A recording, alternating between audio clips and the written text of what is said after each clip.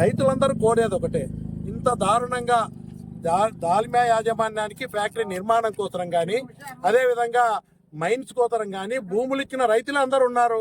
అలాంటి రైతులు సహకరించిన రైతులు దారుణంగా పంట పొలాలు 10 ఏళ్ల నుంచి వేసుకోవడానికి పనికి రాకుండా నాశనం అయిపోతే కూడా ఇన్నిసార్లు 100 సార్లు వినపాలు జిల్లా కలెక్టర్లకు, ప్రభుత్వానికి, అధికారులకు చెప్పినా ఇప్పటికి కూడా చీమ కొట్టినట్టు లేకుండా.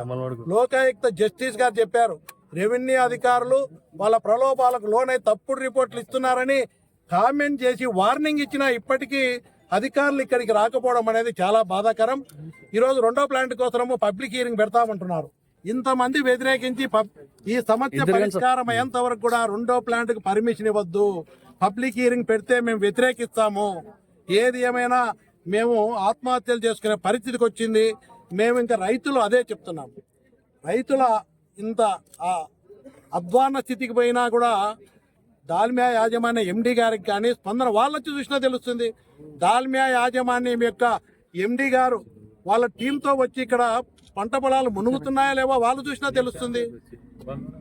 ఇది ఈజీగా ఎవరికైనా సామాన్య మానవునికి కూడా అందరికీ తెలిసిన సత్యాన్ని కూడా అధికార యంత్రాంగం ఏమీ లేదని 12 ఏళ్ళు తప్పుడు రిపోర్ట్ల మీద రిపోర్ట్లు ఇస్తే వాళ్ళ మీద యాక్చువల్గా చర్యలు తీసుకోవాలి, సస్పెండ్ చేయాలి వాళ్ళని.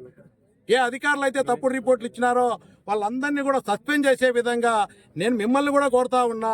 ఈ పంట పొలాలన్నీ మునిగేది వాస్తవం, ఎక్కడ దుగ్గనపల్లి వరకు. ఇంత దారుణాలు జరుగుతుంటే కూడా ప్రజలిచ్చే డబ్బుల చేత జీతాలు తీసుకునే అధికారులు, ప్రజలకు నష్టం జరుగుతుంటే చెప్పాల్సిన అధికారులు, దాల్మియా యాజమాన్యానికి ఒత్తాసు పలుకుతూ వాళ్ళ ప్రలోభాలకు లోనై, ఒత్తిళ్లకు లోనై తప్పుడు రిపోర్ట్లు ఇచ్చి 100 మంది రైతులను నాశనం చేస్తున్నటువంటి అధికార యంత్రాంగానికి కనువిప్పు కలగాల మీ ద్వారా అని చెప్పి, ఇవన్నీ వాస్తవాలు మీరు తీసుకుపోవాలని చెప్పి నేను మీ ద్వారా తెలియజేస్తాను.